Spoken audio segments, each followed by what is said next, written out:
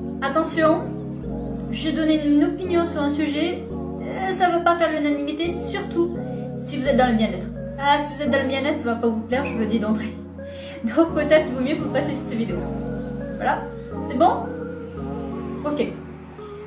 J'ai vu un post récemment, alors je ne vais pas afficher à personne parce que c'est clairement pas mon style d'afficher les gens comme ça en disant ah lui machin il a dit ça, j'aime pas faire ça.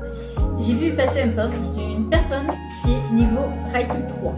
Reiki 3, c'est le summum quand on veut pas être maître Reiki et après on peut faire le Reiki 4 qui entre Reiki 3 et Reiki 4 c'est juste le fait d'enseigner. Voilà, donc c'est quand même censé être un niveau assez élevé. Voilà. Et cette personne a tenu des propos ultra agressifs et ultra négatifs.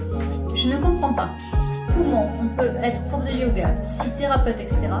et avoir des comportements et écrire des commentaires méprisants. Ça m'échappe complet.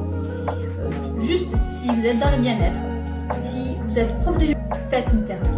Faites-vous accompagner parce que juste je trouve ça inacceptable que des personnes qui sont censés accompagner les autres n'aient pas fait un travail sur eux-mêmes et du coup se retrouvent avec un comportement qui peut être nocif. Et je me dis que si ces gens-là écrivent des commentaires sur les réseaux sociaux agressifs et déplacés, mais comment ça se passe avec les gens dont ils s'occupent?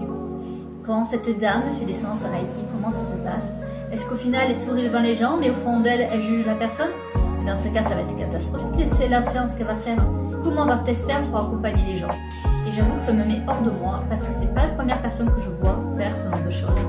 Et ça m'agace. Pour moi, lorsqu'on est un professionnel de santé, lorsqu'on est dans le bien-être, on doit faire très attention d'être dans la bienveillance.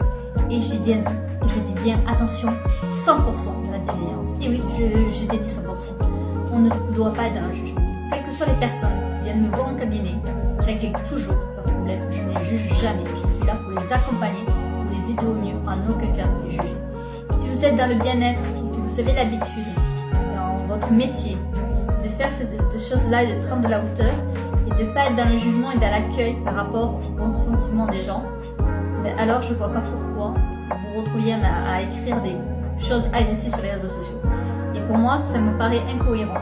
Je trouve ça extrêmement dangereux parce que du coup, on se retrouve avec des gens qui peuvent être nocifs pour les autres. Clairement, je ne comprends pas, ça ne passe pas. Voilà. S'il y a quelqu'un qui peut me répondre, savoir quelle est la cohérence dans ce truc-là, je veux bien.